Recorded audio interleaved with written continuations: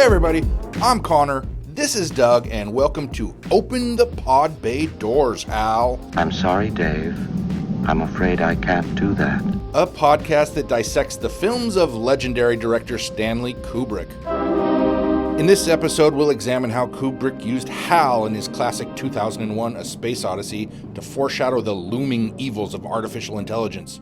We'll dare take sides in the epic battle between Kubrick and Stephen King about whose version of The Shining is better. And we'll give you a scene-by-scene graphic breakdown of Eyes Wide Shut, which Doug has only seen edited for television. We'll close out with Full Metal Jacket, where... Connor, what is your major malfunction? This is the Bethel School District Presents, a podcast about the Bethel School District. And we have a great show lined up for you today, especially for our staff members. Open enrollment has begun, and we have a special guest in studio with us. Today we're joined by Paula Thacker, our Employee Benefits Coordinator Extraordinaire. Paula, our SEB open enrollment runs October 31st through November 21st. For our listeners out there who may be living under a rock, can you explain what open enrollment is and why we should even care about it? Open enrollment is the time of the year to evaluate your benefits that you have going into 2023. It's the time where you have an opportunity to make a change to your benefits, add dependents, remove dependents, re-enroll in products. So it's a good time to evaluate and look at the highlights of the plan changes that are happening for 2023. Speaking of plan changes, are there any really big ones that we should be looking at? There are some big ones. Actually, there are 4 plans that are going to be ending in 2022, being replaced with new plans. The Kaiser Options Access PPO plans are ending and will be replaced with the Kaiser Summit Options PPO plans. So a different network, you want to take a look at that. Also, Primera Peak EPO is going to be replaced with Primera HMO. So you want to make sure that if you want to maintain your providers, that they're going to be a part of those new networks. So now's the time to evaluate that because these plans will be changing effective 2023. So I love my plan. I have the best plan ever. I don't want to change a thing. So I don't even have to worry about this, right? I can just ignore this whole period. I highly recommend that you actually do go in and look because also in addition to those plan changes are plan premium changes. Some of them are going up, some of them are even going down. So you want to evaluate your costs and what you're going to be enrolling in because this is the opportunity to make a change. After open enrollment ends, you will not be able to make that change for 2023. And talk to us a little bit about our voluntary benefits. Is that a different thing?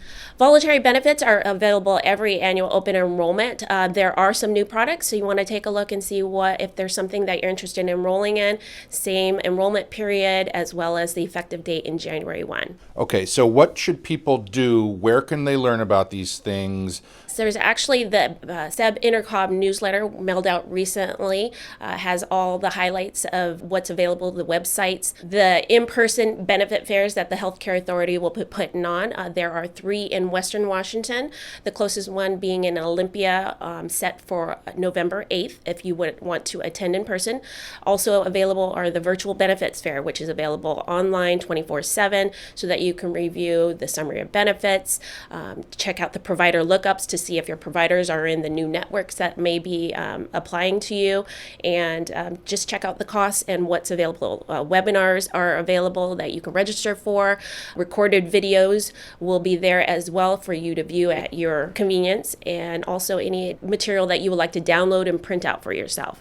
Everything is available online. And let's say someone does all that. They go to the benefits fairs, they watch the videos, and they still aren't quite sure what to do. What's next for them? Where can they turn? If you've exhausted your resources online, I'm happy to help you out. You can email me for the quickest response at pthacker@bethelsd.org. I'll be monitoring that 24/7 through the open enrollment period, and I'm happy to help guide you to those resources. If you have specific questions about the plans, I highly recommend that you call the customer service for the plans. They are the experts on their plans if you have those particular questions that need to be answered. Thanks for joining us, Paula. Thank you. How about those Seahawks? Doug, did you watch Sunday's game? I did, Connor. Hoop dreams are alive in Seattle. Wow. As you probably know, we are giving away 2 tickets to see the Seahawks play this season. And all you have to do is send us an email to communications@bethelsd.org with the subject line, I subscribed. Inside that email, just tell us one thing you'd like to hear in the podcast. We're getting a lot of entries, and we're going to actually keep this contest open for one more week.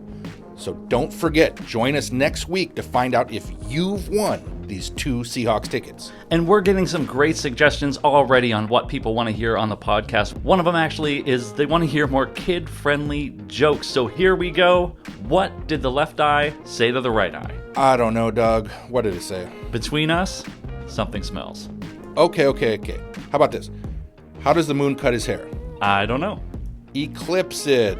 That's enough of that. We have another special guest today. Joining us in studio today is Trina Hall, Spanaway Lake High School's newest family resource coordinator.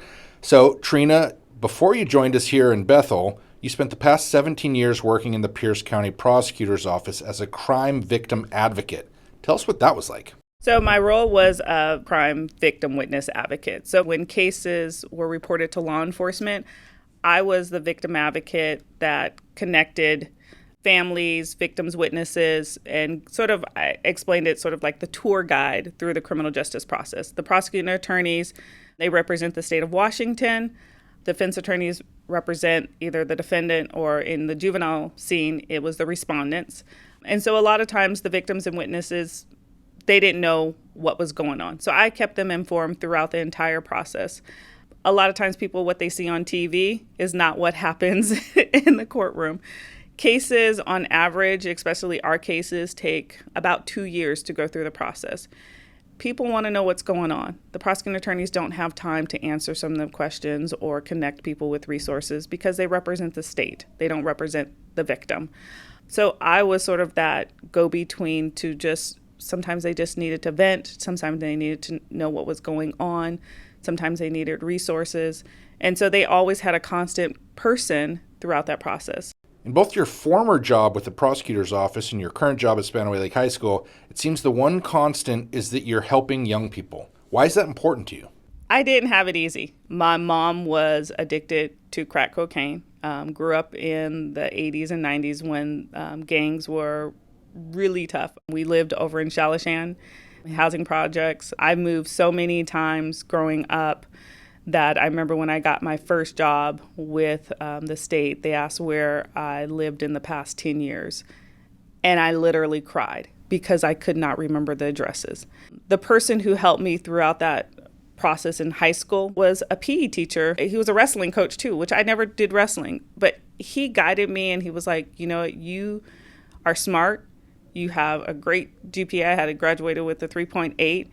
And he said, you could do things. You just have to focus. And I knew for me, education was really important. And even with my mom strung out on drugs, she made sure we stayed at the same school. I remember at one time we lived in Fife, and I went to Hunt Middle School, and she made sure we got there every day because education was important to her. And that's one thing that I try to instill because you can't take education away from people, that constant learning. I imagine that your job working with crime victims can probably put you in a pretty uncomfortable headspace. How were you able to kind of break away from that and live a normal life that isn't just kind of wallowing in that? How were you able to kind of break those two things apart? So for me, giving back was one thing. I was sort of paranoid with people and people who are adults around my kids. So I got into coaching because I felt like, hey, I could be that constant person. So I started with cheerleading because my son was playing football and girls didn't have a cheerleading coach. I did 1 year in cheer in high school and I'm like, okay, I'm going to do this. And our team grew from like 5 kids, and at the most that we had was 42 kids on our cheer squad. And that helped me release because I knew that this was something given back. As my kids got older, cheer wasn't important. They wanted to do basketball. I played basketball in high school. I'm like, hey, I'm going to do basketball too. So I ended up being a basketball coach. Then my kids got older and I had nothing to do. So now I was like, okay, what can I do? And so it's been photography. Right now, what I've been doing is giving back to these kids by being on the sidelines for all type of events, from football games to volleyball games to soccer games. If I'm not busy with my own kid and a kid asks me to come out and cover their game, I will be there. And one of the gifts that I give back is that my pictures are free for kids. After I take my pictures, I upload them on my website, and parents and kids can download those pictures to their heart's content. Also, I love doing senior pictures, and I know how expensive that can be. I didn't ever get my senior pictures, and so I will do sessions for kids, and I will have counselors let me know if a kid needs senior pictures and do that for them as a free session.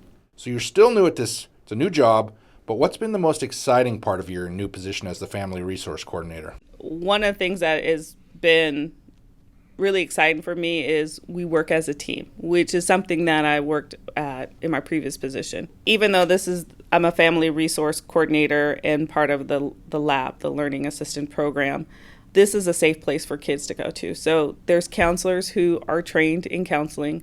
We have a social behavioral team that sometimes will see kids before they get sent to administration, that they can come out and grab those kids. And talking to the kids too, they're willing to open up when they wouldn't open up to a teacher or to a counselor because there's a stigma that's attached to that. By me having that conversation with them, I'm able to go back to my team and say, hey, this kid's been skipping a lot, come into my room, and they're able to also connect those pieces so we can work together to figure out how we can better serve that kid. And this is a new position for you. What are your goals for this year and beyond in terms of what you can accomplish for these students? Tom Siegel had just did that YouTube video, how it's a resource desert out here. And I never really paid attention to it because, I live in Tacoma. But driving in and seeing that there's no sidewalks out here, that there's no hospitals out here, one bus service that is only 3 miles long, that even the food banks that are out here, they're doing times that kids can't access to it, or parents, if they're working, they can't access it. So it's like we are a resource desert out here. So my goal is to sort of have services brought here so kids can just get what they need, or families get what they need. As you see, we have school supplies over here, we have a food closet, we have a pantry, we also have toiletries. And so if parents or kids need something, they can just come into my room. They can grab what they need. No questions asked about it. I'm ready to hit the ground running to get what these kids need. I know that if a kid doesn't go hungry and they have what they need, they're going to be more successful in the classroom. Well, thank you so much for joining us, Trina, and good luck with the rest of the year. Thank you. And that's our show. All right, Doug, you have one last kid-friendly joke for us? I do. What do you call a robot that takes the long way around? I don't know, Doug. R2 Detour. Okay. Thanks for listening, everybody. No, wait, what did the limestone say to the geologist? Nope, no more. We're done. Come on.